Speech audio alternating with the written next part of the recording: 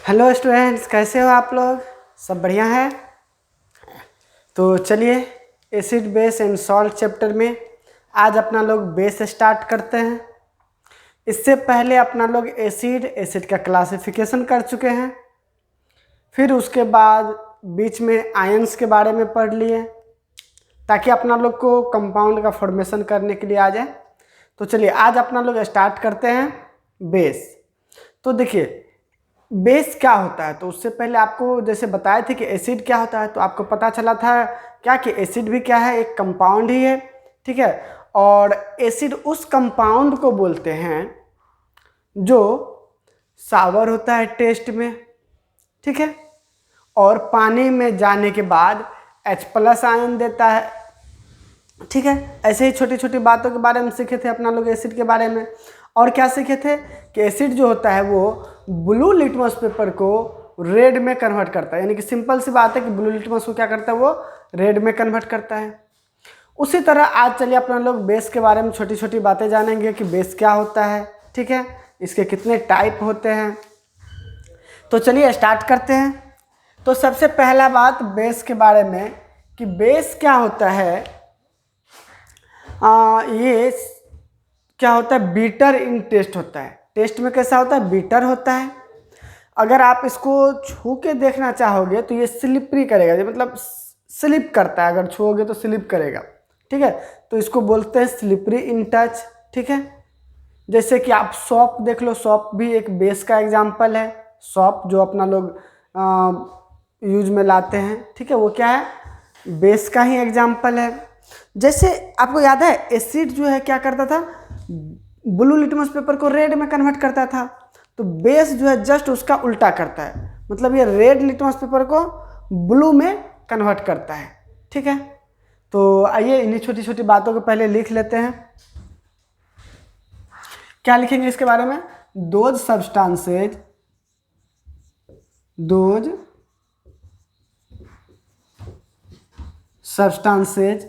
ठीक है, those substances which are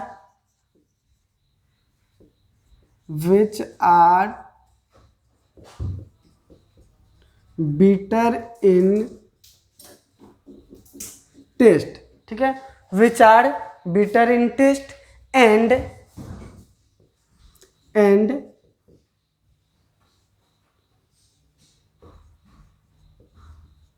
slippery to touch। ठीक है, एंड स्लिपरी टू टच।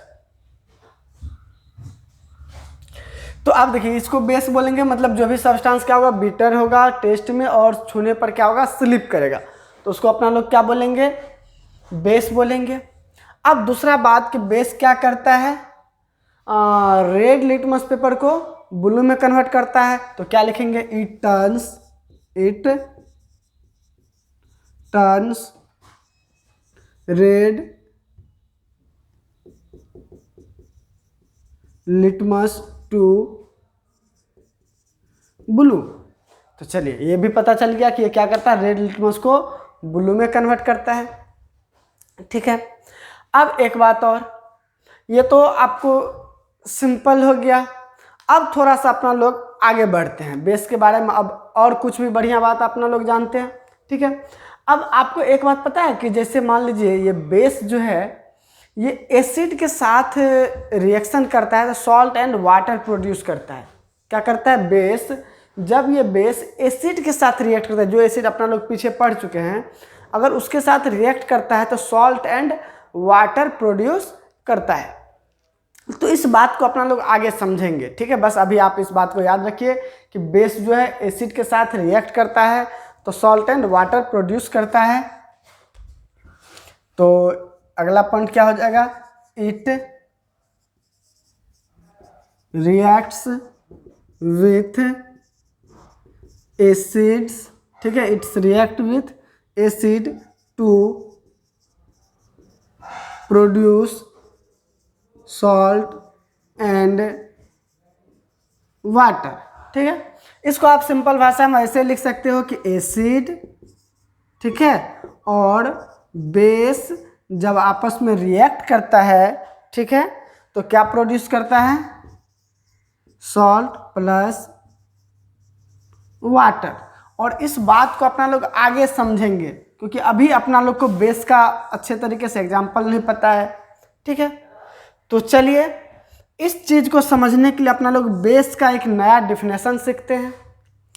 उस डिफिनेशन से अपना लोग को ये चैप्टर पढ़ना और आप मुझे पढ़ाना और आपको समझना बहुत ही आसान हो जाएगा। जैसे अपना लोग एसिड में पढ़े थे, याद है आपको, आर्हेनियस एसिड, यानी कि Arrhenius concepts of acid. Arrhenius का एसिड के बारे में क्या सोचना था। ठीक है, आर्हेनियस जो है एसिड के बारे में क्या बताए, वो चीज़ अपना लोग पढ़े। तो एसिड के बारे में आर्हेनियस साहब क्या बताए थे कि कोई भी सब्सटेंस जो वाटर में जाने के बाद H+ आयन प्रोड्यूस करे, क्या करे, कोई भी सब्सटेंस जो वाटर में जाने के बाद H+ आयन प्रोड्यूस करे उसको एसिड बोलते हैं। तो उसी तरह आर्हेनियस कॉन्सेप्ट्स ऑफ बेस पढ़ेंगे। उसके हिसाब से बेस क्या होगा, तो कोई भी सब्सटेंस, ध्यान दीजिए, कोई भी सब्सटेंस जो वाटर में जाने के बाद OH- आयन प्रोड्यूस करे। क्या प्रोड्यूस करे, OH- आयन, जिसको अपना लोग हाइड्रोक्साइड आयन बोलेंगे या फिर हाइड्रोक्साइल आयन बोलेंगे। ठीक है, तो चलिए अब स्टार्ट करते हैं आर्हेनियस कॉन्सेप्ट्स ऑफ बेस। तो उससे पहले आप इसको लिख लीजिए। ठीक है, लिखे थे इसे।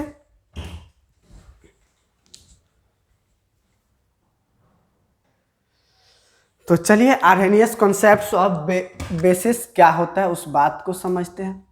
ठीक है, तो क्या बोले आपको इसके बारे में, क्या बोले बताइए। A compound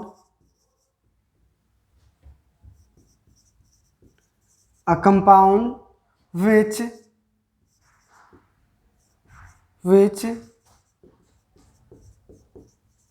dissolved in water to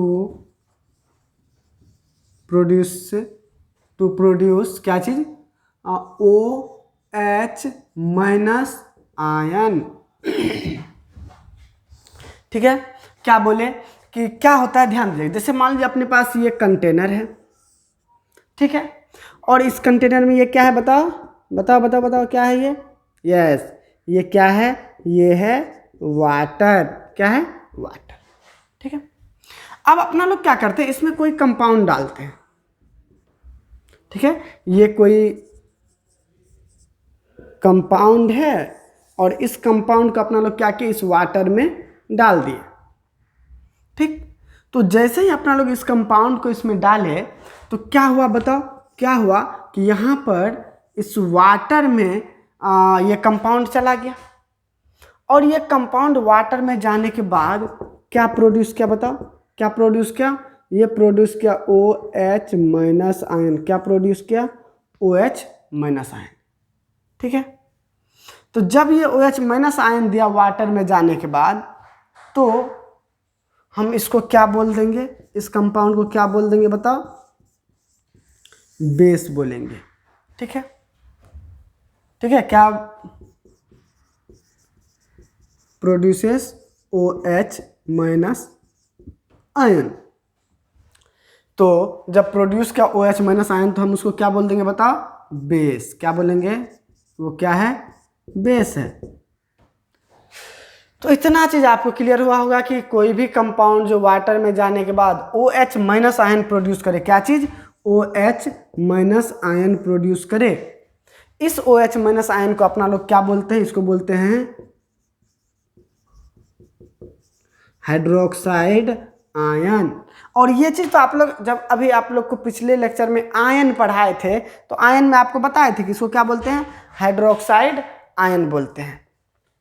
ठीक है, चलिए, तो अब आप बोलोगे कि सर क्या क्या हो सकता है जो पानी में जाने के बाद OH- आयन प्रोड्यूस करेगा, नहीं, तो ध्यान दीजिए वो क्या क्या हो सकता है।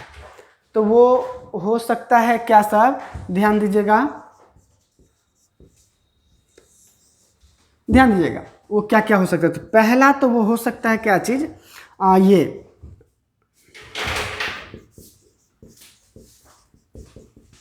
Hydroxide of metal. क्या हो सकता है, हाइड्रोक्साइड ऑफ मेटल, मेटल का हाइड्रोक्साइड, ठीक है, ठीक है, हाइड्रोक्साइड ऑफ मेटल, उसको आप बोलोगे क्या, मेटल हाइड्रोक्साइड, ठीक है। दूसरा क्या हो सकता है जो वाटर में जाने के बाद OH माइनस आयन प्रोड्यूस कर सकता है, दूसरा हो सकता है क्या चीज, ध्यान दीजिएगा, oxides of metal, oxides of metal, यानी कि जिसको अपना लोग क्या बोलते हैं सिंपल भाषा में, मेटल ऑक्साइड, ठीक है, क्या बोलते हैं, मेटल ऑक्साइड। और तीसरा जो होगा वो क्या होगा, ध्यान दीजिएगा, एक्वस अमोनिया, क्या होगा, एक्वस अमोनिया। तो चलिए इन तीनों को अपना लोग डिटेल में समझते हैं, ठीक है। तो आप लोग पहले तो ये लिख लो, ठीक है, उसके बाद डिटेल में समझते हैं।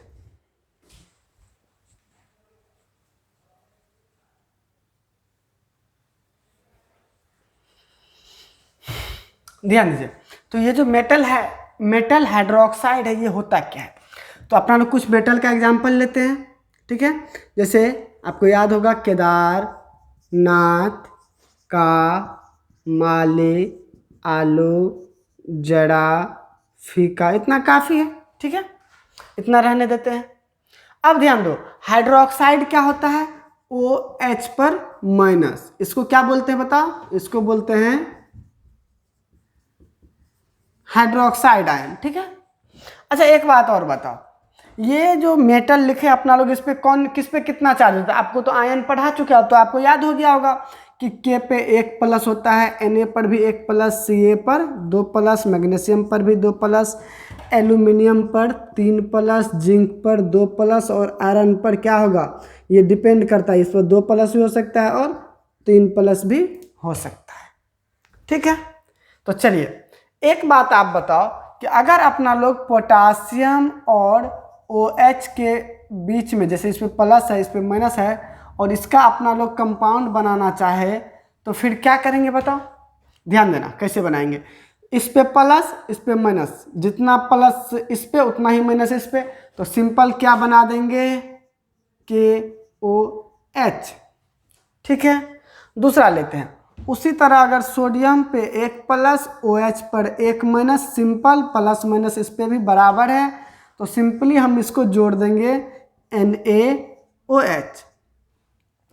उसी तरह से Ca पर 2 प्लस, OH पर 1 माइनस, और अब इसके बीच में अगर हम कंपाउंड बनाना चाहेंगे तो ध्यान देना, 2 प्लस है तो हमको 2 माइनस चाहिए, और 2 माइनस के लिए हमको OH क्या गो लेना पड़ेगा, 2 गो, तो ठीक है, क्या हो जाएगा, Ca और OH हम ले लिए 2 गो, क्योंकि हम यहाँ पे 2 प्लस था तो OH 2 गो लेना पड़ता, तो ले लिए, ये बन गया। उसी तरह आप ध्यान दो, Mg पर 2 प्लस, OH पर 1 माइनस, और इसका अगर हम बनाना चाहें तो Mg पर 2 प्लस है तो हमको 2 माइनस का जरूरत पड़ेगा, तो 2 माइनस कहाँ से मिलेगा, 2 गो OH लाना पड़ेगा, तो क्या करेंगे, MgOH हम 2 गो ले लिए, ठीक है। उसी तरह से अगर मान लीजिए एल्यूमिनियम का बना दे, किसका, एल्यूमिनियम का, एल्यूमिनियम पे तो 3 प्लस होता है और OH पर 1 ही माइनस होता है, तो कैसे बनेगा, तो एल्यूमिनियम ले लिए और 3 माइनस लेने के लिए हमको 3 गो OH लेना पड़ेगा, कितना, OH कितना लेना पड़ेगा, 3 गो ले लिए। तो इस तरह से कंपाउंड बन गया, और इसको क्या बोलते हैं, इसको बोलते हैं क्या चीज, पोटासियम हाइड्रोक्साइड, इसको क्या बोलेंगे उसी तरह से, सोडियम हाइड्रोक्साइड, देखें सिंपल नाम, potassium hydroxide, sodium hydroxide, calcium hydroxide, magnesium hydroxide, aluminium hydroxide, simple नाम लिखने की जरूरत है, चलिए लिख देते हैं, कोई बात नहीं, क्या बोलेंगे, कैल्शियम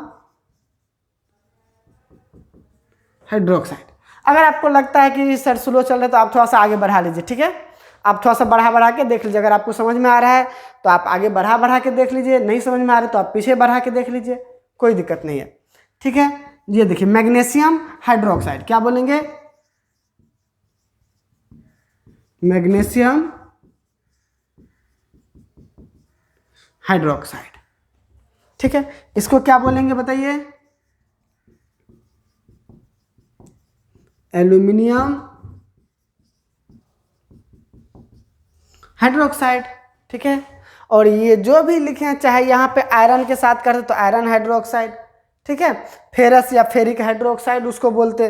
अगर मान लो इसके साथ करते तो फेरस हाइड्रोक्साइड, और ये +3 वाला 2 वाला वैलेंसी लेके बनाते कंपाउंड तो फेरस हाइड्रोक्साइड, और 3 वाला वैलेंसी लेके बनाते कंपाउंड तो फेरिक हाइड्रोक्साइड। ठीक है, तो इसी तरह इसके साथ भी बना देते। और ये सब क्या है, किस चीज़ का एग्जाम्पल है, सब एग्जाम्पल है क्या चीज़ का, बेस का। क्यों भाई, क्यों, क्योंकि सब क्या है, मेटल का हाइड्रोक्साइड है। क्या है, मेटल का हाइड्रोक्साइड है। तो ये सारा का सारा किसका एग्जाम्पल है, बेस का। सिंपल सी बात है, मेटल के साथ OH को जोड़ देंगे वैलेंसी को सेटिस्फाई करते हुए, तो वो क्या बन जाएगा, बेस बन जाएगा। तो अब जैसे आप लोग एसिड का नाम आप लोग याद करते थे, आपको याद भी होगा, उसी तरह अब आप बेस का नाम याद कर लेना। ये तो मेटल का हाइड्रोक्साइड। अब अपना लोग चलते हैं किसके तरफ, मेटल के ऑक्साइड की तरफ। ठीक है, तो चलिए पहले इसको लिखिए तो इसे,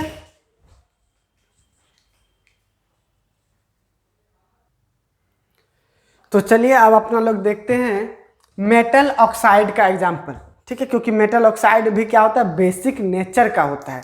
मेटल ऑक्साइड भी क्या होता है, बेसिक नेचर का होता है। तो देखिए ऑक्साइड क्या होता है, O पर 2-, इसको क्या बोलते हैं, ऑक्साइड।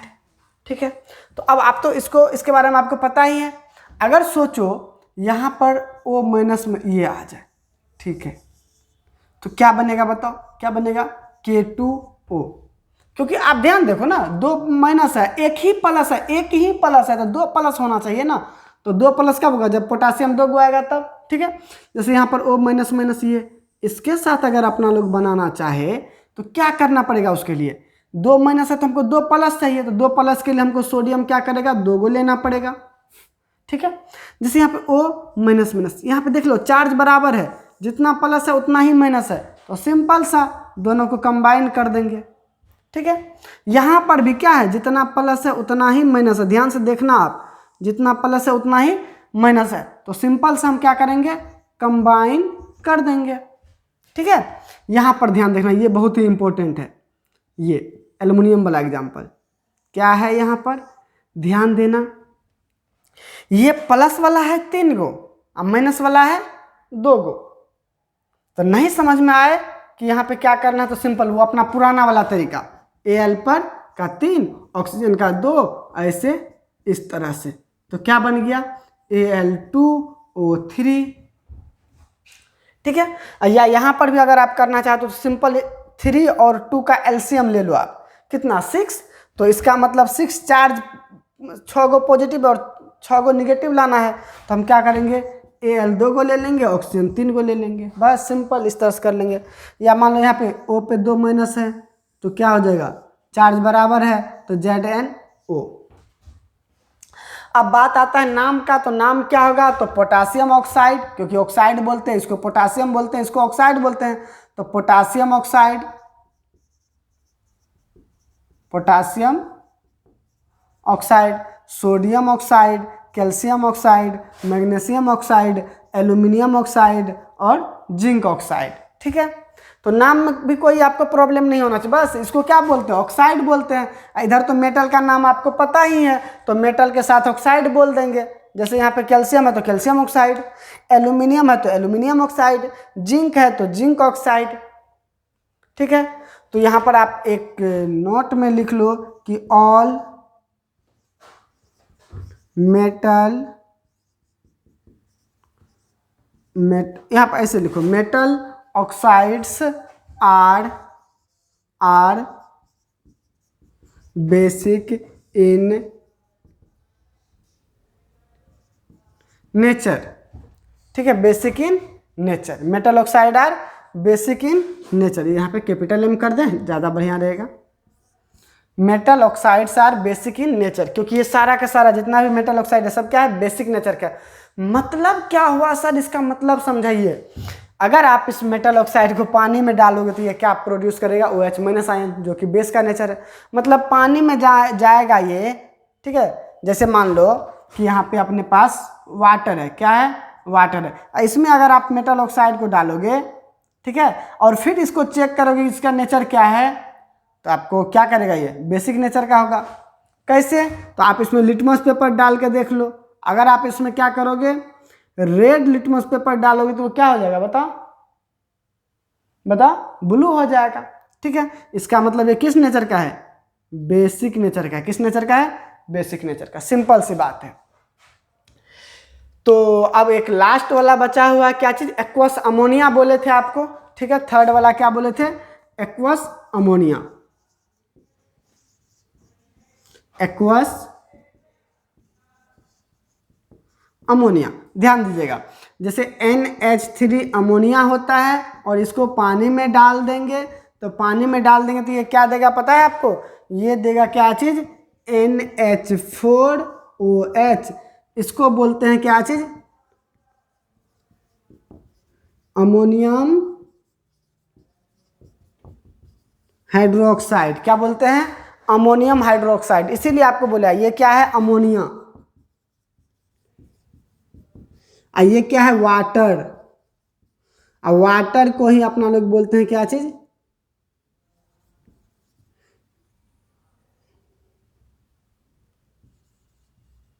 एक्वस। ठीक है, तो इसीलिए बोले थे एक्वस अमोनिया क्या होता है, हाइड्रोक्साइड दिया ना, OH, तो इसीलिए इसको बोलते हैं अपना लोग बेस। इसको क्या बोलते हैं, एक्वस अमोनिया क्या होता है, क्या होता है बताओ, बेसिक नेचर का होता है। ठीक है, तो ये एग्जाम्पल है। अब और अपना लोग डिटेल में समझेंगे, कैसे, ध्यान देना, कैसे डिटेल में समझेंगे। अब क्या करेंगे, ये जो अपना लोग 3 पढ़े, एक मेटल का हाइड्रोक्साइड, दूसरा मेटल का ऑक्साइड, और तीसरा एक्वस अमोनिया, इन सबको आप पानी में डालेंगे। अमोनिया को तो पानी में डाल ही दिए हैं, तो इसको बस अब तोड़ना है तो तोड़ देंगे उस टाइम आगे। तो अब चलिए इन सबको पानी में डाल के इसका नेचर देखते हैं कि ये देखेंगे कि ये OH माइनस आयन देता है या फिर नहीं देता है। ठीक है, तो चलिए इसको पहले आप लोग नोट कर लीजिए।